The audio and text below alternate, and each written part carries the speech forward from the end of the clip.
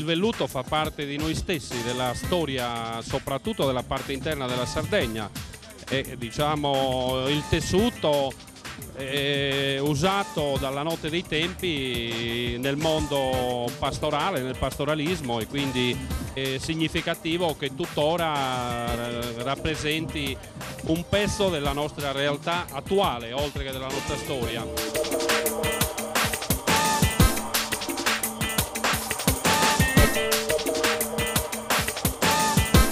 Ancora una volta il Monte Gonare si veste di poesia. Con Giuliano Maroggio, ma soprattutto con tutti gli amici sardi qui presenti, con il loro applauso, e con tutti voi che ci seguite da casa, la notte, o meglio, la notte delle note di velluto. Com'è esattamente? Notte di velluto, quindi quando si parla della sartoria Modolo Borrozzu, lo spettacolo sul Monte Gonare è garantito.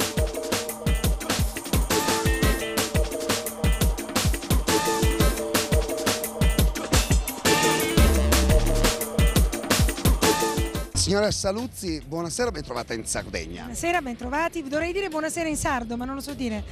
Però sta in Sardegna, questa è già una cosa bella, È già credo. una cosa buona. Sì, poi questa parte della Sardegna, perché di solito si vive errando la Sardegna solo come Costa Smeralda, che per carità è un posto straordinario, però la Sardegna è molto altro. Ci sono degli scorci come questo di questo monte che è bellissimo. No, ma io questa zona l'ho girata un anno fa, sono stata a Gavoi, sono stata a Fonni, in un agriturismo meraviglioso dove ancora allevano il mastino di Fonni, dove c'è un'area verde molto particolare. Ho girato in elicottero qua sopra, quindi insomma la Sardegna è una terra veramente bella, tutta bella.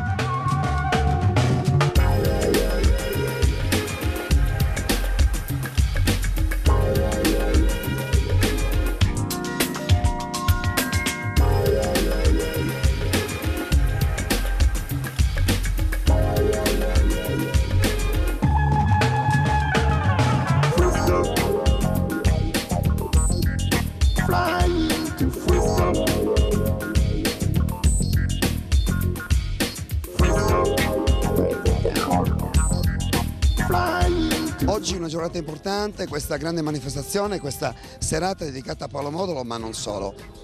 Ma è dedicata al velluto, che è per la Sardegna un ulteriore punto di vanto. Paolo Modolo è un uomo eccezionale, è una persona eccezionale, ha una storia eccezionale ed è una persona rispetto alla quale, come posso dire, ci si pone con tanto affetto, con tanto rispetto per quello che lui ha realizzato fino ad oggi nella sua esistenza. Insomma, un uomo che ha iniziato da piccolissimo l'amore per la sartoria, poi ha lavorato come minatore, poi ha deciso di fare lo stilista, insomma. È preparatissima, vedo. Beh, è un amico, per cui bisogna sapere le cose degli amici. Naturalmente in questo caso lei sta vestendo Paolo Modolo. Certo, questo è un abito, avrà sopra un cappotto, e poi ho la seconda uscita, non diciamo ancora cosa, ma una cosa molto bella. Io la ringrazio, la saluto, buon lavoro naturalmente e spero di incontrarla ancora in Sardegna. E invitate la gente a viaggiare in Sardegna, ribadisco, al di là di quei luoghi stupendi che però ne costituiscono solo una parte. La Sardegna è molto altro, molto molto altro.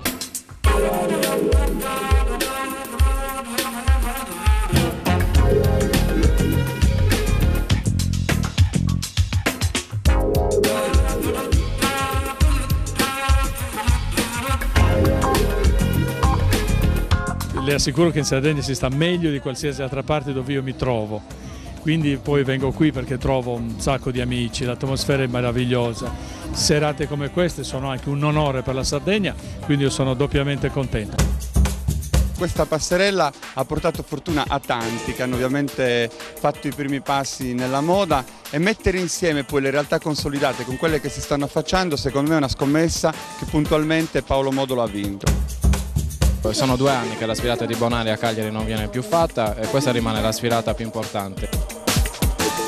Una manifestazione, ormai una consuetudine importante, consolidata nel tempo. Il fatto che perduri e che si riproponga tutti gli anni è anche il segno di un successo. Non solo a Monte Gonare, ma andiamo anche all'estero col velluto. In ogni posto che andiamo facciamo la nostra figura, siamo contenti.